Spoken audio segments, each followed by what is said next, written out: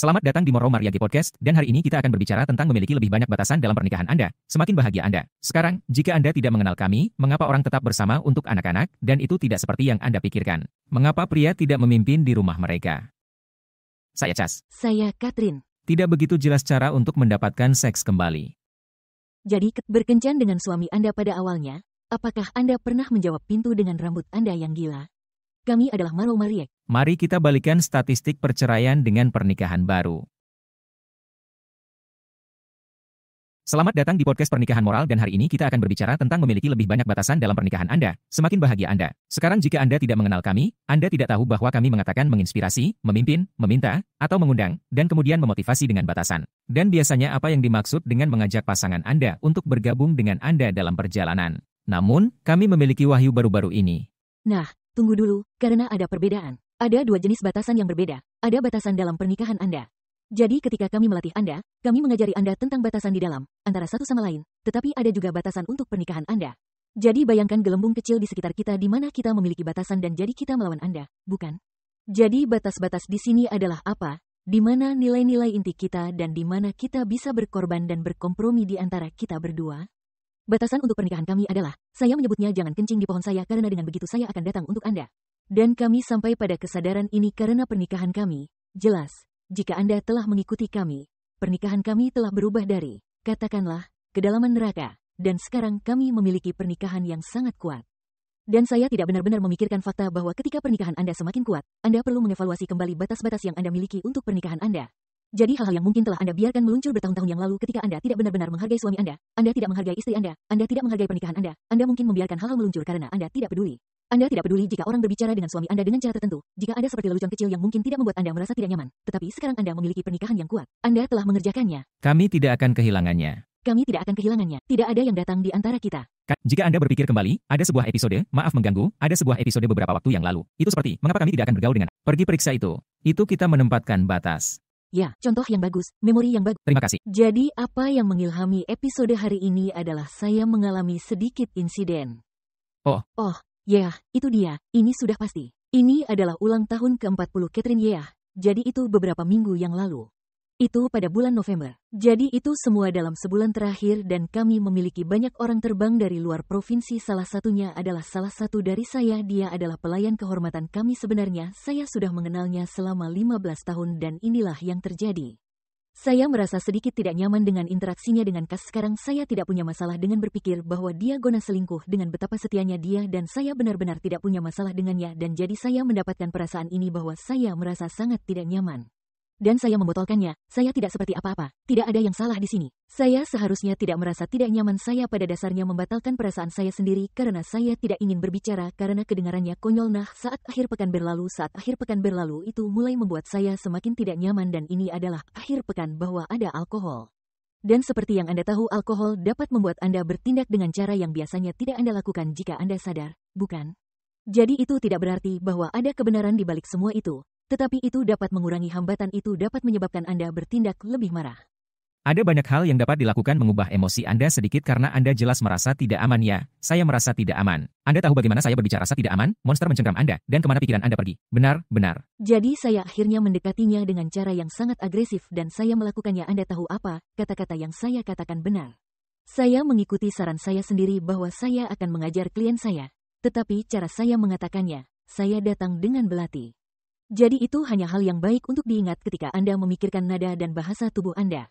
80% komunikasi adalah nonverbal. Ini nonverbal, jadi apa yang saya katakan benar-benar adil, tetapi bagaimana saya mengatakannya tidak. Jadi bagaimanapun, kami akhirnya terlibat sedikit pertengkaran verbal, dan itu adalah insiden yang cukup besar. Sangat beruntung bagi saya, dua pelatih yang ada dalam program saya ada di sana dan mereka menyaksikan saya melakukannya. Jadi, dan yang satu juga tidak minum, saya pikir. Salah satunya benar-benar. Benar. Jadi yang sadar melihat. Jadi salah satu dari mereka memiliki pengalaman beberapa tahun, salah satunya memiliki pengalaman 20 tahun. Jadi orang dengan pengalaman beberapa tahun melihat pengalaman 20 tahun dan berkata, apa yang kita lakukan? Pengalaman 20 tahun mengatakan, tidak apa-apa, mari kita lihat bagaimana hasilnya karena tidak ada yang tidak pantas terjadi. Ketika saya menjadi agresif, orang yang saya bersikap agresif menjadi lebih agresif dan saya hanya duduk karena itu bukan niat saya dan jadi pelatih pengalaman 20 tahun mengatakan bisakah saya membawa Anda keluar? Jadi dua pelatih saya, Jadi di sini kami adalah 3 pelatih pagar kayu putih saya termasuk saya sendiri kami mengantar saya pergi sehingga tidak ada lagi yang terjadi dan kami akhirnya mereka membantu saya memproses ini.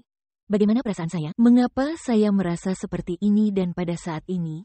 Salah satu pelatih berkata, Anda tahu, saya pikir ini benar-benar masuk akal. Anda tahu kapan ketika Anda mengatakan ini, saya pikir Anda tahu pikirkan terakhir kali Anda melihat teman ini, di mana pernikahan Anda.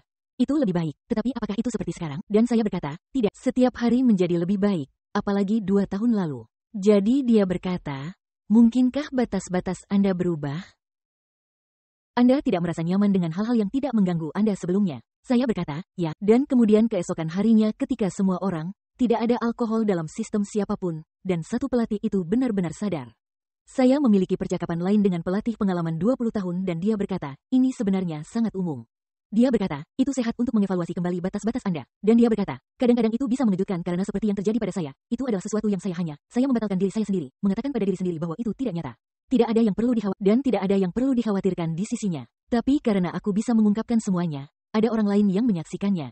Dan mereka berkata, Anda tahu apa yang saya pikir Anda benar-benar terlalu keren tentang hal itu karena itu akan melanggar batas-batas saya juga. Pasangan kuat lainnya, istri kuat lainnya datang dan berkata, Anda tahu, saya melihat apa yang terjadi dan saya juga tidak menghargainya.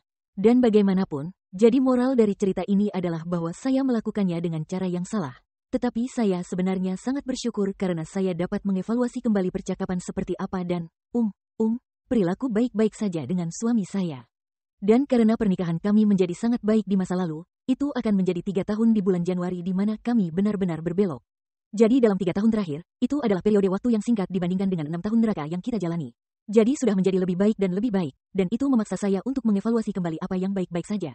Dan tahukah Anda, ketika Anda mengevaluasi kembali, sangat penting untuk mengenali bahwa apa yang baik untuk Anda dan apa yang baik untuk orang lain, mereka mungkin 2 hal yang berbeda, tetapi itu tidak masalah. Tidak ada yang akan datang di antara kita, kecuali sirip kecil di sini, secara fisik ada di sini.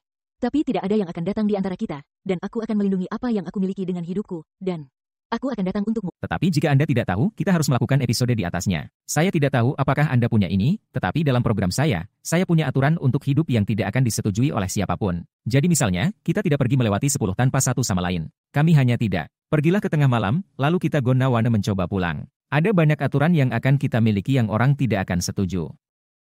Saya pikir lebih itu benar. Dan apa yang kita maksud adalah, Anda tahu, semakin kita merenungkan malam ini, omong-omong, pertama-tama, ini adalah pertama kalinya ada orang yang merasa tidak aman tentang saya. Itu luar biasa. Istri saya merasa tidak aman tentang saya. Cintai dia melalui itu, teman-teman. Bagaimanapun, Anda tahu, apa yang saya sadari adalah, Anda tahu, saya perlu berpikir sedikit lebih banyak tentang, saya seharusnya memperhatikan bahwa itu mengganggu Anda. Saya berada di luar untuk merokok. Jika Anda tidak tahu, saya merokok, saya berada di luar dan saya banyak merokok. Jadi Alison ada di sana, kan? Dan saya tidak tahu, saya tidak memperhatikan apa-apa karena saya sudah mengenalnya begitu lama, Anda tahu, tetapi saya pikir Anda benar, saya seharusnya tahu lebih banyak tentang Anda, saya seharusnya tahu lebih banyak tentang apa yang Anda rasakan, atau memang begitu. Nyaman karena kami sudah mengenalnya begitu lama sehingga tidak ada yang berpikir untuk mengatakan, hei, haruskah kita mengevaluasi kembali ini, karena jika tabel dibalik dia juga akan merasa tidak nyaman, tetapi itu akan sama tidak nyamannya dengan skenario karena dia juga akan berpikir dengan baik, oh kita sudah mengenal orang ini untuk waktu yang lama, tidak ada yang perlu dikhawatirkan. Mengapa saya khawatirkan? Jadi saya pikir itu karena itu nyaman, tapi itu agak terlalu nyaman bagi saya. Nah, dan itulah cara sempurna untuk memastikan kita memahami bagaimana kita berbicara tentang mengevaluasi kembali. Kan? Anda lihat Catherine dan saya tidak akan pernah menjadi salah satu batasan kami. Apakah kami tidak akan pernah menempatkan yang lain dalam posisi yang canggung? Benar. Jadi jika kita berada di suatu tempat, Anda tahu tahun baru akan datang. Jadi katakanlah kita bangun untuk tahun baru Anda tidak guna pergi duduk dan mengobrol dengan seseorang selama 20 menit, benar dan seseorang, terutama lawan jenis, orang asing dari lawan jenis, tidak pergi merokok selama 20 menit dengan wanita lain, dengan istri orang lain. Dan pada catatan yang sama, karena kami memiliki banyak orang yang tinggal di rumah kami, seseorang yang saya besarkan, katanya, saya hanya berpikir itu tidak sopan. Aku tidak akan pernah pergi keluar dan selama itu dengan suamimu ketika aku datang ke sini untuk mengunjungimu. Sepertinya canggung bagiku, saya punya suami, dia punya istri. Mengapa saya mencoba menghabiskan lebih banyak waktu dengannya? Bahkan jika itu tidak disengaja, seseorang hanya berkata, saya sangat sadar akan hal itu. Itu adalah seorang istri yang sudah sangat sadar akan batasannya. Dan karena kami berasal dari, Anda tahu, omong kosong ke neraka ke surga, pada dasarnya. Jadi batasnya harus berubah. Jadi meskipun kami sudah saling kenal, ya, aku sudah mengenalnya sejak lama, kurasa 9 tahun, aku tidak tahu apa itu. Tapi, Anda tahu, meskipun, sekarang karena di mana kita berada, sekarang batasnya harus berubah. Saya harus memperlakukannya hampir lebih seperti apa jadinya jika itu adalah orang asing, karena kami ingin melindungi apa yang kami miliki sekarang. Dan saya tahu bahwa banyak orang tidak setuju dengan hal ini, tetapi dengarkan, pada akhirnya, apa hubungan terpenting dalam hidup Anda? Ini pernikahanmu, tahu? Dan mereka akan. Saya tidak akan bereaksi seperti ini di tahun-tahun sebelumnya. Jadi batas-batas saya 3 tahun lalu, 4 tahun lalu, 6 tahun lalu, jauh berbeda dari batas-batas saya sekarang, bahkan batas-batas untuk diri saya sendiri. Jadi saya sebenarnya tidak mengerti. Jadi dia harus mengajari saya banyak tentang batasan karena saya sangat bebas dan saya tidak melihat masalah dengan banyak perilaku. Dan dia sangat sabar dengan saya karena saya mendapatkan. Tidak, orang ini hanya temanku. Aku seperti, dia sangat mencintaimu. Ya, dia Dan sedikit setelah kita menikah sebentar, dia seperti, kupikir aku akan menikahimu. Itu liar. Saya memiliki beberapa momen bola lampu seperti di mana saya hanya, jadi dia harus mengajari saya beberapa hal. Jadi Anda melewatinya bersama. Dan sebelum sekarang, semua hal ini menyebabkan perkelahian yang sangat besar. Tetapi Anda harus mencari tahu sendiri. Saya sebenarnya cukup nyaman pada awalnya, ketika dia ingin menegakkan batas yang tidak Anda lakukan. Karena itu lebih merupakan ultimatum pada awalnya, Anda tidak bisa itu tidak sehat, tapi sekarang sehat. Sekarang saya mengerti mengapa dia tidak ingin saya keluar tanpanya, kecuali saya keluar di rumah pacar atau semacamnya, tetapi keluar tanpa dia dengan alkohol melewati jam 10 malam.